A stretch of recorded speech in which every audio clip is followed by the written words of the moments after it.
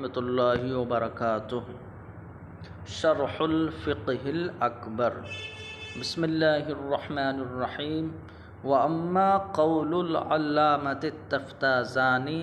الآیۃ حجۃ اقناعیۃ والملازمۃ عادیۃ، تو یہاں سے لو کان فیہما آلہۃ الا اللہ لفسدتا، اس آیت کریمہ کے متعلق گفتگو چل رہی ہے کہ برہان تمانع کے طور پر یہ آیت کریمہ تعدد الہ کے فساد پر دلالت کر رہی ہے۔ فرماتے ہیں کہ علامہ تفتازانی نے یہ فرمایا ہے کہ یہ آیت کریمہ صانع عالم کی توحید پر حجت قطعیہ نہیں ہے، اس لیے کہ حجت قطعیہ کہتے ہیں کہ جو یقینی مقدمات سے مرکب ہو، بلکہ علامہ تفتازانی نے اس کو حجت اقناعی کہا ہے۔ اقناعی یعنی کہ جو مفید ظن ہوتی ہے اور جو دلائل و براہین کے سمجھنے کی صلاحیت نہیں رکھتے ہیں وہ اس پر قناعت کر لیتے ہیں، تو اس کو حجت اقناعی کہا جاتا ہے۔ یعنی اس کی تفسیر کریں گے کہ حجت اقناعی کا مطلب فرماتے ہیں ای یظن فی اول الامر انہا حجت، کہ شروع امر میں تو یہ ظن ہوتا ہے، یہ گمان ہوتا ہے کہ یہ حجت ہے، تو شروع میں یہ لگتا ہے کہ یہ حجت ہے، اور بعد میں معرفت دلیل کے تحقق کے وقت یہ زائل ہو جاتا ہے حجت ہونا، تو اس کو جو ہے حجت اقناعی کہتے ہیں۔ فرماتے ہیں کہ یظن فی اول الامر انہا حجت، کہ اول امر میں تو یہ ظن ہوتا ہے کہ یہ حجت ہے، ویزول ذالک عند تحقق المعرفت، اور معرفت کے تحقق کے وقت اس کا حجت ہونا وہ زائل ہو جاتا ہے، تو اس کو حجت اقناعی کہتے ہیں۔ اچھا، اب علامہ تفتازانی فرماتے ہیں کہ آیت کریمہ یہ حجت اقناعی ہے، دلیل اس کی کیا ہے؟ تو دلیل کے طور پر فرماتے ہیں والملازمۃ عادیۃ، اور دلیل اس کی یہ ہے کہ جو آیت کریمہ میں ملازمہ اور جو تلازم ہے، تعدد الہ اور فساد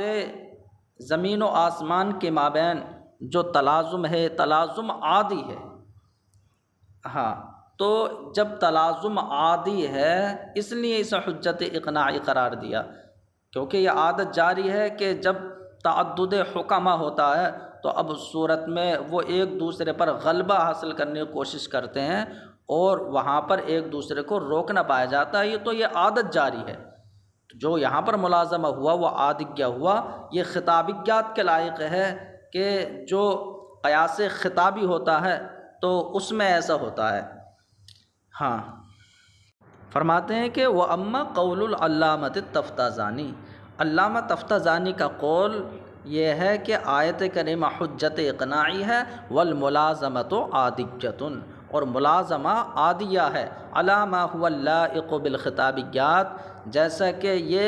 خطابیات کے لائق ہے، یعنی جو قیاس خطابی ہوتا ہے ان کے مناسب ہے یہ ملازمہ، کیونکہ قیاس خطابی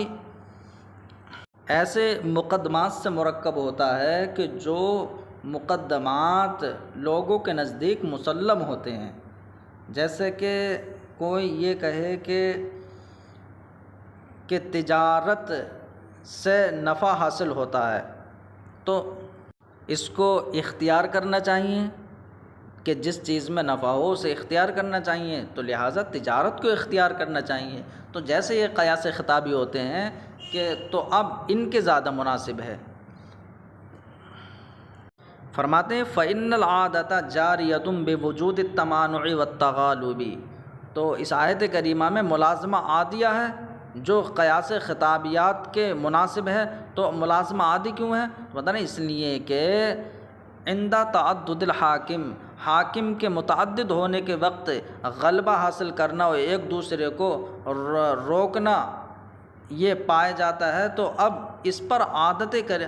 جاری ہے۔ علامہ یشیر الیہ قولہ تعالی، جیسا کہ اللہ کا فرمان بھی اس بات کی طرف اشارہ کر رہا ہے کہ وَلَعَلَىٰ بَعْضُهُمْ عَلَىٰ بَعْضٍ، کہ ان میں سے ایک دوسرے پر وہ غلبہ چاہتے ہیں، وہ ایک دوسرے پر غالب آ جاتے ہیں۔ والمحققون کالغزالی و ابن الحمام والبیضاوی، اب علامہ ابن حمام، قاضی بیضاوی اور امام غزالی جیسے محققین نے اس آیت کریمہ کے حجت اقناعی ہونے پر قناعت نہیں کی ہے، بلکہ انہوں نے اسے حجت قطعیہ مانا ہے۔ فرماتے ہیں وَجَعَلُوهَا مِنَ الْحَقَائِقِ الْقَطْعِیَّةِ، اور ان حضرات نے اس آیت کریمہ کو حجت قطعیہ سے قرار دیا ہے، بلکہ کہا گیا ہے کہ یکفر قائلها، کہ اب حجت اقناعی کا قول کرنے والے کی تکفیر کی جائے گی۔ اب والمسألۃ مستوفات فی الکتب الکلامیہ، اب مسئلہ مکمل طریقے سے مذکور ہے کتب کلامیہ میں، لیکن علامہ تفتزانی نے ایک جگہ فرمایا ہے کہ اس آیت کریمہ کی جو عبارت النص ہے، لو کان فیہما آلہۃ الا اللہ لفسدتا، تو عبارت النص کے اعتبار سے تو یہ حجت اقناعیہ ہے، البتہ اشارت النص کے اعتبار سے یہ حجت قطعیہ ہے۔ تب اب جو ہے وہ نزاع یہ لفظی رہ جاتا ہے، نزاع حقیقی نہیں ہے کہ علامہ تفتزانی نے عبارت کے اعتبار سے کہا اور ان محققین نے اشارے کے اعتبار سے کہا۔ فرماتے ہیں ثم علم ان لو فی هذه الآیۃ لیست لانتفاء الثانی فی الماضی بسبب انتفاء الاول۔ تو اب فرماتے ہیں کہ یہ جان لو کہ اس آیت کریمہ میں لو، تو اس آیت کریمہ میں جو لو ہے وہ اس معنی میں استعمال نہیں ہے کہ زمانے ماضی میں اول کی نفی سے ثانی کی نفی ہو جائے، اس معنی میں نہیں ہے، جیسے کہ اصل لغت تو یہی ہے۔ فرماتے ہیں لیست لانتفاء الثانی فی الماضی، تو اب یہ ماضی میں اول کے نہ ہونے کی وجہ سے ثانی کی نفی کے لیے نہیں ہے، کما ہوا اصل اللغت، جیسے کہ یہی اصل لغت ہے، بل للاستدلال بانتفاء الجزاء علی انتفاء الشرط، بلکہ یہاں پر جو لو ہے وہ جزا کی نفی کے ذریعے شرط کی نفی پر استدلال کرنے کے لیے ہے کہ جزا کی نفی سے شرط کی نفی ہو رہی ہے کہ اگر چند معبود ہوتے اللہ کے سوا تو ضرور فساد ہوتا، یہ جزا ہے، جو فساد نہیں ہے تو اس کا مطلب تعدد الہ نہیں ہے۔ تو اب یہ جزا کی نفی سے شرط کی نفی پر استدلال کرنے کے لیے من غیر دلالت علی تعین زمان، یعنی کسی متعین زمانے پر دلالت کیے بغیر، کوئی معین زمانہ مراد نہیں ہے، فإنہ قد یستعمل بہذا المعنی فی بعض المبنی، اس لیے کہ بعض جگہ میں یہ اس معنی میں استعمال ہوتا ہے۔ فرماتے لا یشبہ شیئا من الاشیاء من خلقہ، یہ اللہ رب العزت کی صفت سلبی کا بیان چل رہا ہے کہ اللہ رب العزت اپنی مخلوق میں سے کسی چیز کے مشابہ نہیں ہے۔ من خلقہ، خلق بمعنی مخلوق ہے، ای مخلوقاتہ، وہذا لأنہ تعالی واجب الوجود لذاتہ۔ فرماتے ہیں کہ وہ اس لیے کہ اللہ تعالی بالذات واجب الوجود ہے، واجب الوجود لذات ہی، اللہ تعالی بالذات واجب الوجود ہے، وما سواہ ممکن الوجود فی حد ذاتہ، اور جو ما سوا اللہ ہے وہ اپنی ذات کے حد میں، یعنی جو ما سوا اللہ ہے تو وہ اپنی ذات میں ممکن الوجود ہے۔ تو اس کا مطلب بہت فرق ہوا۔ تو فواجب الوجود هو الصمد الغنی الذی لا یفتقر الی شیء، تو واجب الوجود تو وہ بے نیاز ہے، غنی ہے، کسی چیز کا محتاج نہیں۔ ویحتاج کل ممکن الیہ فی ایجادہ و امدادہ، اور ہر ممکن اس کا محتاج ہے اپنی ایجاد میں اور امدادہ، اور اپنی بقا میں، اپنے دراز ہونے میں، تو اپنی ایجاد اور امداد میں ہر ممکن اس کا محتاج ہے۔ واللہ، اللہ نے فرمایا واللہ الغنی وانتم الفقراء، اور اللہ بے پرواہ ہے اور تب تم سب اس کے محتاج ہو۔ فاذا وجودہ، تو خالق اور مخلوق میں مشابہت کی نفی سمجھ میں آئی، کیونکہ اللہ تعالیٰ بذات واجب الوجود ہے۔ فرماتے ہیں فاذا، جب وہ بالذات واجب الوجود ہے تب تو وجودہ عین ذاتہ، اللہ کا وجود اس کی ذات کا عین ہوگا، تو اس کا وجود اس کی ذات کا عین ہے۔ وصفاتہ لیست عین ذاتہ، اور اللہ کی صفات اس کی ذات کا عین نہیں ہے، یعنی اللہ کی صفات بالکل بعینہ اس کی ذات نہیں ہے کہ صفات کا تصور ختم ہو جائے۔ خلافا للفلاسفہ، فلاسفہ کے برخلاف کہ فلاسفہ نے یہی کہا ہے کہ صفات اللہ وہ اللہ کی ذات کا عین ہے۔ فرماتے ہیں ولا غیر ذاتہ، اور صفات الہیہ اللہ کی ذات کا غیر بھی نہیں ہے، کما تقولہ المعتزلہ، جیسے کہ یہ بات معتزلہ کہتے ہیں، ولا حادثۃ، اور صفات الہیہ حادثہ بھی نہیں ہے کہ حادث مان لیا جائے کہ اللہ کا محل حوادث ہونا لازم آئے گا، کما تقولہ الکرامیہ، جیسے کہ کرامیہ نے یہ قول کر لیا ہے۔ بخلاف المخلوقین، تو اللہ کی شان تو یہ ہے، تو اب مخلوق کے مشابہ کیسے ہو سکتا ہے اللہ رب العزت برخلاف مخلوق کے، کہ مخلوق کی صفات جو ہیں غیر ذاتہم عند الکل، وہ تمام کے نزدیک ان کی ذات کا غیر ہیں۔ فرماتے ہیں والحاصل ان الفلاسفہ والمعتزلہ نفوا الصفات احترازا عن تعدد القدماء وکذا الاشاعرۃ، فرماتے ہیں اور خلاصہ گفتگو یہ نکلا کہ فلاسفہ جو ہیں، ہاں تو فلاسفہ اور معتزلہ نے صفات کی نفی کی ہے تعدد قدماء سے بچنے کے لیے، تو اب فلاسفہ نے جو عین ذات قرار دیا تاکہ تعدد قدماء لازم نہ آئے کہ صفات بھی قدیم ہو جائیں گی اور قدیم میں تعدد ہو جائے گا، اور معتزلہ نے یہ سمجھا کہ اگر ہم تو معتزلہ نے وہ ذات کا غیر مانا، تو اب یہ بھی تعدد قدماء سے بچنے کے لیے کہ انہیں ذات کا غیر مانا اور قدیم نہیں مانا۔ فرماتے ہیں تعدد قدماء سے بچنے کے لیے ان دونوں نے صفات کی نفی کی ہے۔ وَكَذَا الْأَشَاعِرَةُ، ایسے ہی اشاعرہ ہیں، حَيْثُ ذَهَبُوا إِلَى نَفِيِّ غَيْرِيَّتِهَا وَعَيْنِيَّتِهَا فِي تَحْقِيقِ الْأَسْمَاءِ، کہ اللہ کے اسماء اور صفات کی تحقیق میں اشاعرہ نے بھی وہ صفات کی عینیت اور غیریت دونوں کی نفی کی طرف وہ چلے گئے ہیں، یعنی اشاعرہ نے بھی یہ کہہ دیا کہ نہ عین ہے نہ غیر ہے، تو اب یہ اشاعرہ نے کہا، لیکن ہم ماتریدیہ نے یہ نہیں کہا۔ فرماتے ہیں ولا یشبہہ شیء من خلقہ، تو پیچھے جو صفت سلبی تھی وہ یہ کہ اللہ رب العزت اپنی مخلوق میں کسی کے مشابہ نہیں ہے، اب یہ اسی کی تاکید ہے کہ نہ تو اللہ مشابہ ہے کسی کے اور نہ مخلوق میں سے کوئی اللہ کے مشابہ ہے، تو یہ ما قبل کی ہی تاکید ہے۔ فرماتے ہیں تاکید لما قبلہ، یہ ما قبل جو صفت ہے اس کی ہی جو ہے تاکید ہے، وتقریر لما قدمہ، اور جو گزرا اس کی ہی جو ہے تثبیت ہے، وہو مستفاد من قولہ تعالی، اور یہ اللہ کے اس فرمان سے مستفاد ہے لیس کمثلہ شیء، تو جیسے یہاں پر ہے کہ اللہ کے ذات کے مثل کچھ نہیں ہے، ایسی لا یشبہہ شیء من خلقی، اللہ کی مخلوق میں سے کوئی اس کے مشابہ نہیں ہے، تو یہ اس آیت کریمہ سے مستفاد ہے۔ ای کذاتہ و صفاتہ، تو اب یہاں پر لیس کمثلہ شیء، تو یہ آیت کریمہ لیس کمثلہ شیء، اس میں تین قول ہیں۔ ایک تو یہ ہے کہ مثل سے مراد اللہ کی ذات ہو، تو اب یہ ہو جائے گا اللہ کی ذات کی طرح کوئی نہیں ہے، تو یہاں پر کاف یا مثل جو ہے وہ زائد نہیں ماننا پڑا۔ اور کچھ لوگوں نے یہ کہا کہ مثل اپنے ہی معنی میں ہو، تو اللہ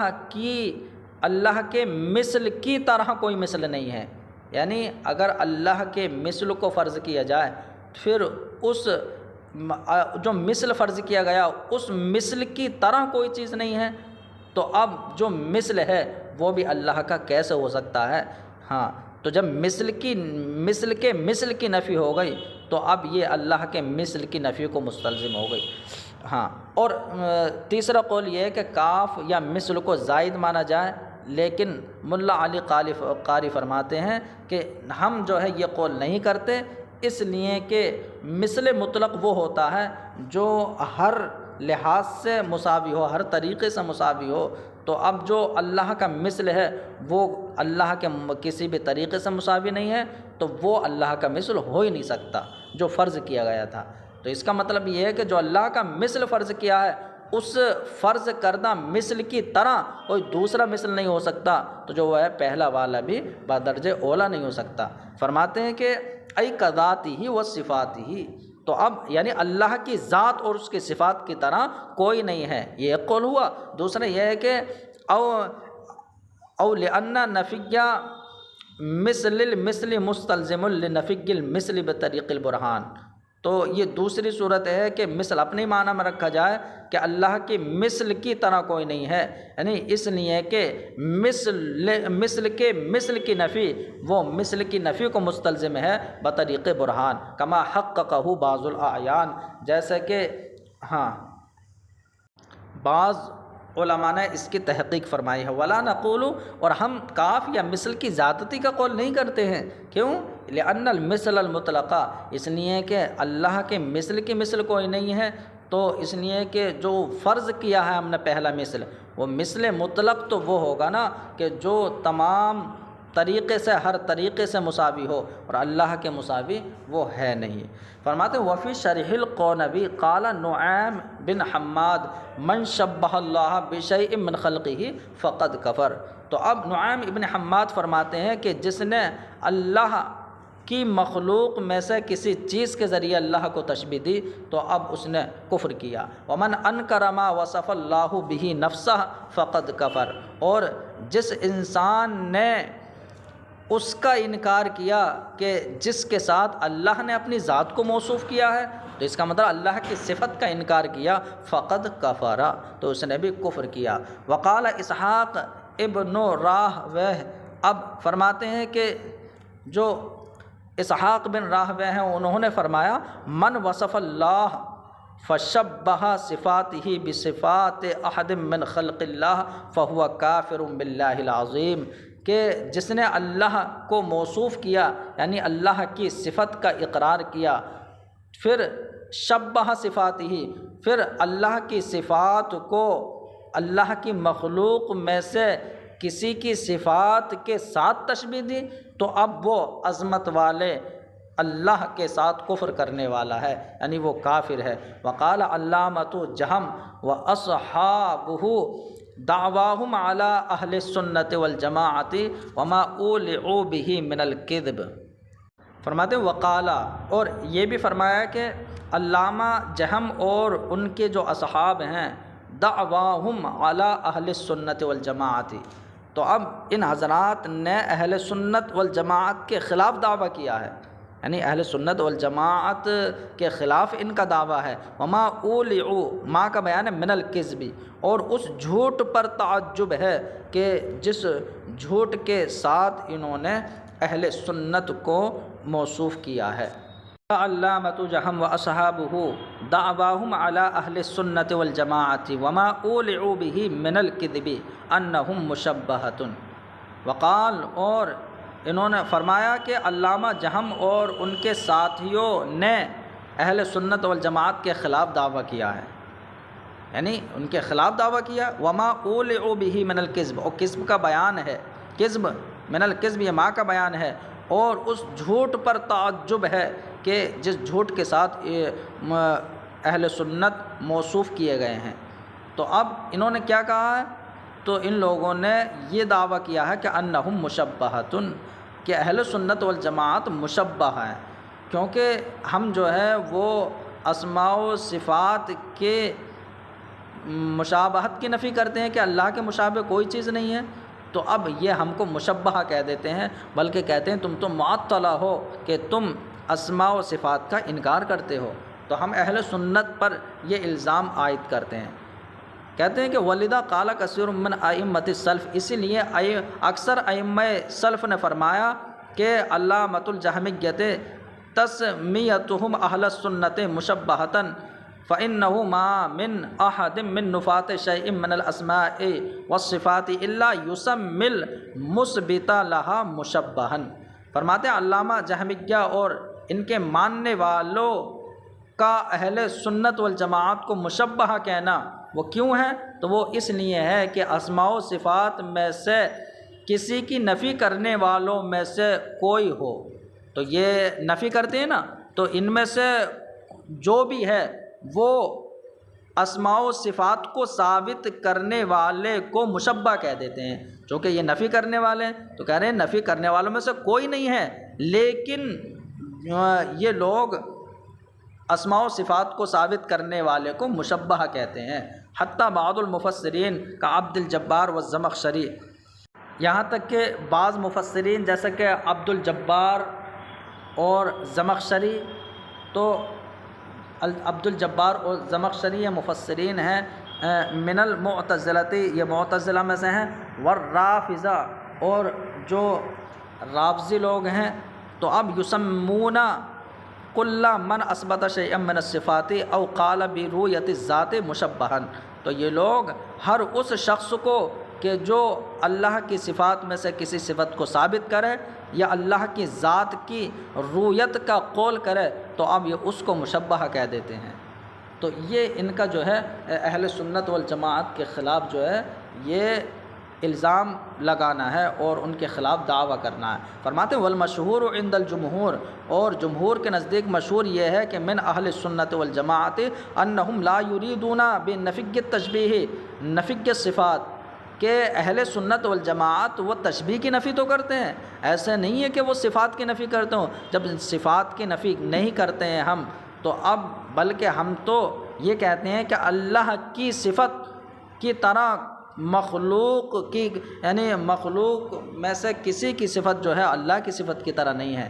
تو ہم صفات کی نفی نہیں کرتے۔ تو فرماتے ہیں جمہور کے نزدیک مشہور یہ ہے کہ اہل سنت والجماعت وہ تشبیہ کی نفی سے صفات کی نفی کا ارادہ نہیں کرتے، بلکہ اہل سنت والجماعت یہ ارادہ کرتے ہیں کہ اللہ تعالی لا یشبہ المخلوق میں فی اسماءہ و صفاتہ و افعالہ، کہ اللہ تعالی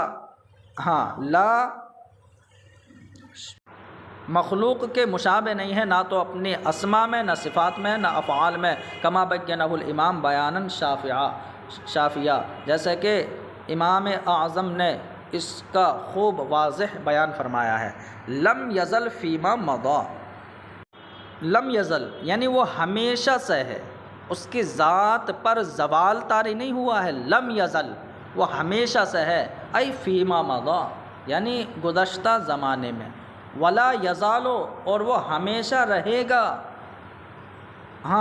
ابد تک رہے گا، ای فیما یبقی یا فیما یبقا تو آئندہ زمانے میں وہ ہمیشہ رہے گا، باسمائہ اپنے اسما کے ساتھ، ای منعوتم باسمائہ یعنی اپنے اسما کے ساتھ موصوف ہو کر رہے گا، وصفاتہ الذاتیہ اور اپنی ذاتی صفات کے ساتھ موصوف ہو کر رہے گا۔ ذاتی صفات کالعلم والحیات والکلام، جیسے کہ علم ہے، حیات ہے اور کلام ہے، وہی قدیمۃ بالاتفاق، تو یہ تو بالاتفاق قدیم ہے تینوں صفت ذاتیہ، والفعلیتی اور اپنی صفات فعلیہ کے ساتھ موصوف ہو کر رہے گا، ای موصوفم بصفاتہ الفعلیہ یعنی اپنی صفات فعلیہ کے ساتھ موصوف رہے گا، جیسے کہ صفات فعلیہ خلق ہے، رزق ہے، اور ان دونوں کے علاوہ جو ہے وہ صفات ہیں۔ اعلیٰ کی صفات ذاتیہ کتنی ہیں؟ تو اب امام اعظم فرمائیں گے علم ہے، حیات ہے، قدرت ہے، کلام اور سمع، بصر، ارادہ ہے، تو یہ جو ہے 7 اللہ کی صفات ذاتیہ ہیں، اور صفت فعلیہ خلق، رزق وغیرہ تو ان تمام کو تکوین سے تعبیر کیا جاتا ہے۔ تو ہمارے نزدیک تو صفات ذاتیہ ہوں یا صفات فعلیہ ہوں تمام قدیم ہیں ماتریدیہ کے نزدیک، البتہ اشاعرہ وہ صفات فعلیہ کو حادث مانتے ہیں، لیکن ملا علی قاری علیہ الرحمہ فرماتے ہیں کہ ارباب تدقیق کے نزدیک یہ ظاہر ہو جائے گا کہ یہ نزاع محض لفظی ہے۔ فرماتے ہیں کہ فمذہب الماتریدی انہا قدیمۃ، تو اب امام ماتریدی کا مذہب یہ ہے کہ صفات فعلیہ بھی قدیمہ ہیں، اور اشاعرہ کا مذہب یہ ہے کہ وہ حادث ہیں، والنزاع لفظی، اور نزاع لفظی ہے ارباب تدقیق کے نزدیک، کما یتبین عند التحقیق جیسے کہ بوقت تحقیق یہ ظاہر ہو جائے گا۔ اب اس کی تفصیل فرماتے ہیں کہ صفات فعلیہ بھی قدیم ہیں ہمارے نزدیک، تو اب و بیان ہو اس کی تفصیل یہ ہے کہ ان واجب الوجود لذاتہ واجب الوجود من جمیع جہاتہ کاسمائہ و صفاتہ، کہ واجب الوجود بالذات وہ واجب الوجود ہے اپنی تمام جہات کے لحاظ سے، یعنی تمام جہات کے لحاظ سے واجب الوجود ہوگا۔ تو جیسے کہ اس کے اسما ہیں اور صفات ہیں، تو اپنے اسما اور صفات کے لحاظ سے بھی وہ واجب الوجود ہوگا۔ اس کی ایک ایک صفت جو ہے وہ اپنی صفت کے اعتبار سے واجب الوجود ہے، تو اس کی صفت بھی وہ قدیم ہوگی، چاہے صفت فعلی ہو یا صفت ذاتی ہو۔ فرماتے والمعنی انہ لیست لہ، اب اسماء و صفات کے لحاظ سے واجب الوجود ہونے کا مطلب یہ ہے کہ لیست لہ صفتن، کہ اللہ کی ذات کے لیے کوئی ایسی صفت نہیں ہے کہ جو بعد میں پیدا ہو، صفت منتظرۃ، ایسی کوئی صفت نہیں ہے جو بعد میں پیدا ہو، ولا حالت متأخرۃ، اور نہ کوئی ایسی حالت ہے کہ جو متأخر ہو، یعنی دونوں کا ایک ہی مطلب ہے کہ کوئی ایسی صفت نہیں ہے کہ جو بعد میں ہو۔ اذ لیست ذاتہ محل للاعراض، اس لیے کہ جو بعد میں ہوگی وہ عرض ہوگی، اور اللہ تعالیٰ کی ذات وہ اعراض کا محل نہیں ہے۔ فإن ذاتہ کافیۃ فی حصول جمیع ما لہ من الصفات والحالات التی بہا تتم الاعراض، تو فرماتے اس لیے کہ اللہ کی ذات ان تمام صفات و حالات کے حصول میں کافی ہے کہ جن صفات و حالات سے اعراض تام ہوتے ہیں، تو جن صفات و حالات سے اعراض تام ہو جاتے ہیں ان تمام کے حصول میں اللہ کی ذات کافی ہے، تمام سے اللہ کی ذات متصف ہے۔ وَلِأَنَّهُ لَوْ لَمْ تَكُنْ ذَاتُهُ كَافِيَةً فِي حُصُولِ تِلْكَ فِي حُصُولِ ذَلِكَ، بتانے اس لیے کہ اگر اللہ کی ذات ان تمام صفات و حالات کے حصول میں اللہ کی ذات خود کافی نہ ہو تو اب دوسرے کی محتاج ہوگی، لَكَانَتْ مُحْتَاجَةً إِلَى ظُهُورِ الْغَيْرِ هُنَالِكَ، تو فرماتے ہیں تب تو ان صفات و حالات کے حصول میں اللہ کی ذات دوسرے کے ظہور کے محتاج ہو جائے گی اس وقت۔ وَكُلُّ مُحْتَاجٍ إِلَى الْغَيْرِ، اور جو ہر وہ کہ جو دوسرے کا محتاج ہو تو ممکن الوجود تو ہو سکتا ہے، واجب الوجود نہیں ہو سکتا۔ وقد ثبت انہ واجب الوجود، حالانکہ ثابت یہ ہو گیا کہ اللہ تعالیٰ واجب الوجود ہے، کیونکہ اللہ نے فرمایا یا ایھا الناس انتم الفقراء الی اللہ، اے لوگو تم اللہ کے محتاج ہو، واللہ هو الغنی الحمید، اور اللہ بے نیاز ہے، وہ سراہا ہوا ہے، ای غنی لذاتہ و صفاتہ عن ظہور مصنوعاتہ، یعنی اللہ کی ذات وہ غنی ہے، بے نیاز ہے اپنی ذات و صفات میں اپنی مصنوعات کو ظاہر کرنے سے، یعنی اپنی مصنوعات کو تو اپنی مصنوعات کو ظاہر کرنے میں وہ اللہ کی ذات جو ہے بے نیاز ہے۔ وَهُوَ حَمِيدٌ بِنُعُوتِهِ وَأَسْمَائِهِ، اور اللہ کی ذات جو ہے وہ اللہ تعالی سراہا ہوا ہے اپنی صفات اور اسما کے ساتھ، سواء حمدہ او لم یحمدہ احد من سواہ، چاہے کوئی اللہ کے سوا جو ہے وہ کوئی اللہ کی تعریف کرے یا نہ کرے، وہ تو حمید منزہ عن التغیر والانتقال، اور اللہ کی ذات وہ تغیر کہتے ہیں حالت کا بدل جانا، اور انتقال کا مطلب وہ مکان کا بدلنا، تو اللہ کی ذات وہ تغیر حالت سے بھی پاک ہے اور مکان کی تبدیلی سے بھی پاک ہے۔ بل لا یزال فی نعوتہ الفعلیہ منزہا عن الزوال، اور اللہ رب العزت اپنے صفات فعلیہ میں بھی زوال سے پاک ہے، اور اپنی صفات ذاتیہ میں بھی وہ استکمال بالغیر سے بے نیاز ہے۔ ولا یلزم من حدوث متعلقات هذه الصفات حدوث الصفات، اب یہاں سے یہ بتانا چاہ رہے ہیں کہ جو اشاعرہ نے صفات فعلیہ کے حدوث کا قول کیا ہے وہ اس لیے کہ اللہ خالق ہے، تو اب خالق کا جو تعلق ہوا وہ مخلوق سے ہوا، اور مخلوق حادث ہے، تو اب جو مخلوق سے تعلق جس صفت خلق کا ہوا ہے تو اب وہ صفت خلق بھی حادث ہوگی۔ تو اب ہم کہتے ہیں کہ صفت خلق کا تعلق جو ہے وہ مخلوق سے ہوا ہے، تو اب یہ تعلق جو بیچ میں ہے یہ حادث ہے، اور جو متعلق ہے وہ حادث ہے، البتہ جو خلق جو ہے جو متعلق ہے وہ حادث نہیں ہے۔ تو اس کا مطلب تعلق اور ان ممکنات کے حادث ہونے سے وہ صفات فعلیہ کا حادث ہونا لازم نہیں آتا۔ فرماتے ہیں ولا یلزم من حدوث متعلقات هذه الصفات، اور ان صفات کے متعلقات کے حادث ہونے سے صفات کا حدوث لازم نہیں آتا۔ یعنی ان صفات کے متعلقات کون ہیں؟ وہی مخلوق، مرزوق، مسموع وغیرہ۔ تو ان صفات کے متعلقات کے حادث ہونے سے صفات کا حادث ہونا لازم نہیں آتا۔ جیسے کہ مخلوق حادث ہے، مرزوق حادث ہے، مسموع، مبصر، وسائر الکائنات اور تمام کائنات کی چیزیں، وجمیع المعلومات اور تمام معلومات، تو یہ تمام چیزیں حادث ہیں، تو اور جو تعلق ہے وہ حادث ہے۔